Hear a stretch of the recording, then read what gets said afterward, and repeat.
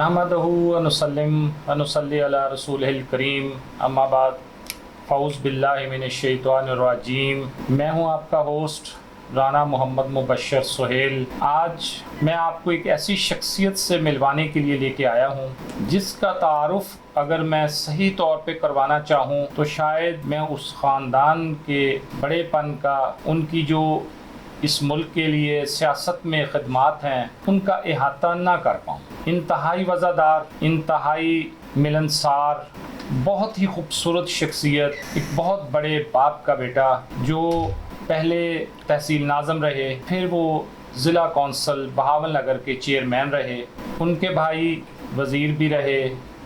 उनके वालिद साहब वो वाहिद शख्सियत थे जो भुट्टो साहब के दौर में उनके कैंडिडेट को शिकस्त देकर असेंबली का हिस्सा बने, और भुट्टो साहब ने ये ख्वाहिश जाहिर की कि मैं उनसे मिलना चाहता हूँ जिनका मैंने नाम सुना हुआ है, सैयद मोहम्मद रफ़ीक शाह साहब। उन्हीं के सबसे छोटे बेटे सैयद कलंदर हसनैन शाह साहब के पास मैं हाज़िर हुआ हूँ। उन्होंने आज हमें वक्त दिया, मैं बेहद शुक्रगुजार हूँ आपका। अस्सलाम वालेकुम सर।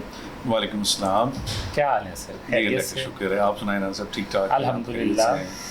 मैं बेहद शुक्रगुजार हूँ आपका कि आज आपने अपने बहुत ही कीमती वक्त में से मुझे टाइम दिया और हमें ये एजाज़ बख्शा कि हम आज मौजूदा सूरत हाल पे आपसे गुफ्तगू कर सकें। जी, आपकी मेहरबानी राना साहब, आपकी पूरी टीम का जो है वो मैं शुक्रगुजार हूँ, आप मेरे पास तशरीफ़ लाए, आपको बहुत शुक्रिया। आज हमारी गुफ्तगू का आगाज़ करते हुए सबसे पहले तो मैं आपसे ये पूछूंगा कि आप थोड़ा सा अपना फैमिली बैकग्राउंड, क्योंकि बड़े शाह साहब का एक बहुत बड़ा नाम, अल्लाह का शुक्र है, तो उसके मुतालिक थोड़ा सा हमें बताएं। देखिए, अगर राना साहब पॉलिटिकल बैकग्राउंड के हवाले से बात करें तो मेरे पाकिस्तान बनने से पहले ये कोई ऑलमोस्ट 100 साल की एक पॉलिटिकल लिगेसी है। मेरे दादा साहब जो थे वो बहावलपुर स्टेट के पार्लियामेंट के मेंबर थे और बड़ा अरसा रहे, तो वहाँ से ये सिलसिला शुरू हुआ।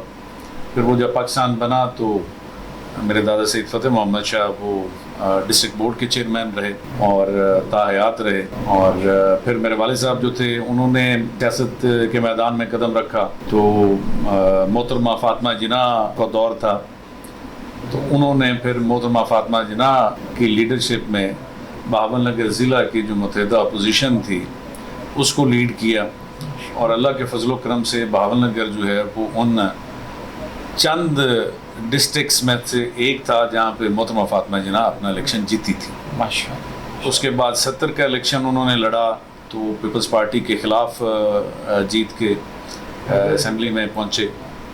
इस तरह फिर वो 77 में मेंबर रहे, फिर वफाकी मजलिस शुरा के मेंबर रहे। फिर मेरे चचा के बेटे जो हैं वो, पहले मेरे ताया के बेटे, फिर मेरे चचा के बेटे, वो माशाल्लाह से असेंबली के मेंबर, पार्लियामेंट के मेंबर्स बनते रहे। हम 3 भाई हैं, तो सबसे बड़े भाई जो हैं सैयद रशीद अहमद शाह वो भी चेयरमैन ज़िला कौंसिल रहे। उनसे छोटे सैयद नज़र महमूद शाह वो MP रहे, पार्लियामेंट्री सेक्रेटरी रहे हेल्थ के। मैं आपका भाई जो हूँ वो मैं 2005 से लेकर 10 तक तहसील नाज़िम बहावल नगर के ओहदे पर अपने हल्के और अवाम की खिदमत में मसरूफ़ अमल रहा। 10 से 13 तक मैं as general secretary Punjab Pakistan Muslim League काफ फॉरवर्ड ब्लॉक उसके हैसियत से मैंने खिदमत सर अंजाम दी, और फिर 2016 में मैं ज़िला नाज़िम या चेयरमैन ज़िला कौंसिल मुंतखब हुआ, और हमारा टेन्योर जो है ये अभी जनवरी 2022 में जो है वो इख्तिताम को पहुँचा। आपने ये महसूस करते कि इतनी ज़्यादा खिदमात आपने सर अंजाम दी, आपका इतना बड़ा ख़ानदान, इतना बड़ा नाम, तो आपकी सियासत को नौदौलतियों ने मुतासर किया है?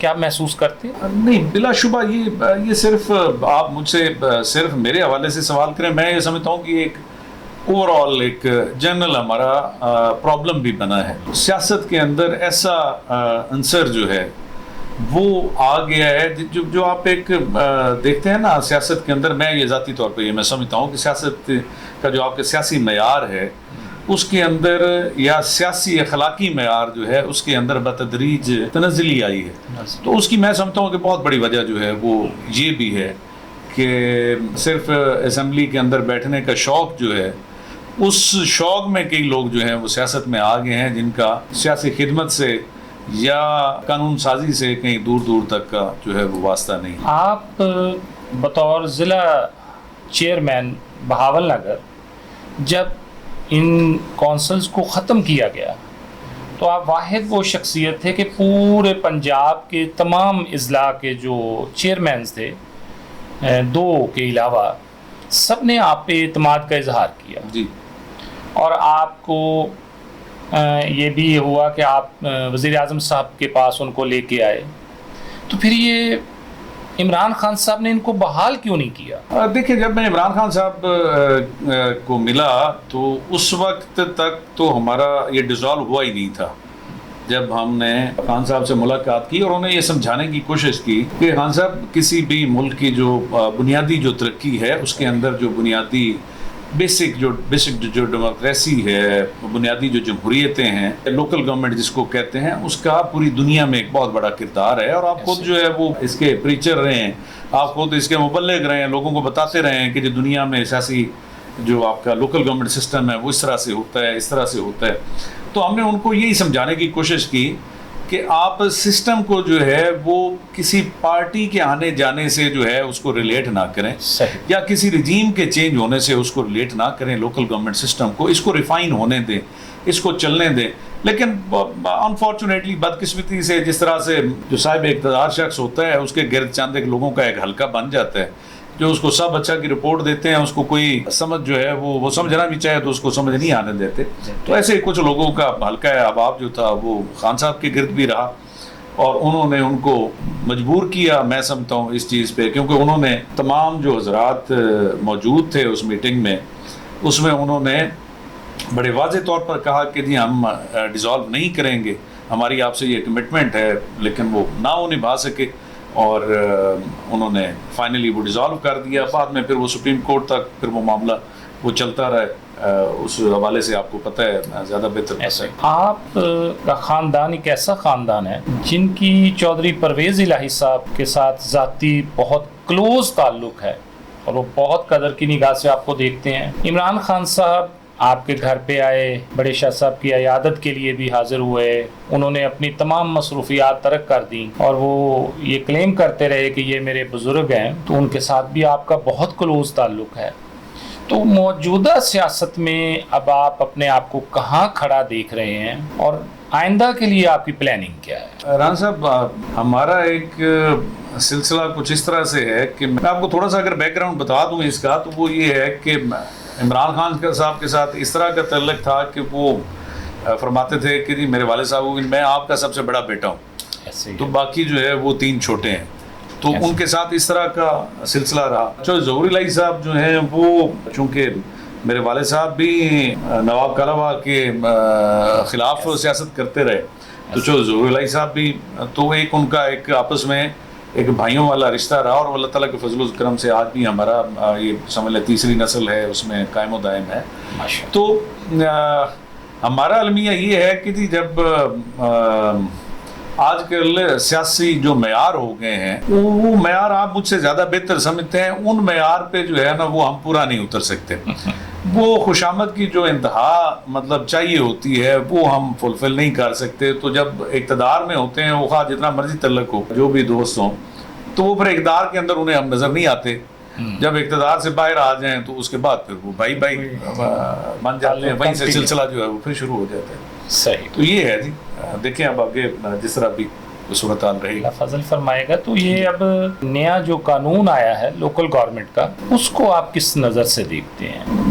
رانا صاحب میں یہ سمجھتا ہوں، میں چونکہ 2005 کے جو 2002 کا جو لوکل گورنمنٹ ایکٹ تھا، میں چونکہ اس کا حصہ رہا اور بحیثیت تحصیل ناظم میں نے اپنی خدمات جو ہیں وہ سر انجام دی 5 سال. تو میں یہ سمجھتا ہوں کہ اس سے پہلے اور اس کے بعد اب تک یہ جتنی بھی قانون سازی ہوئی ہے، میں یہ سمجھتا ہوں کہ وہ ان سب میں بہتر قانون تھا.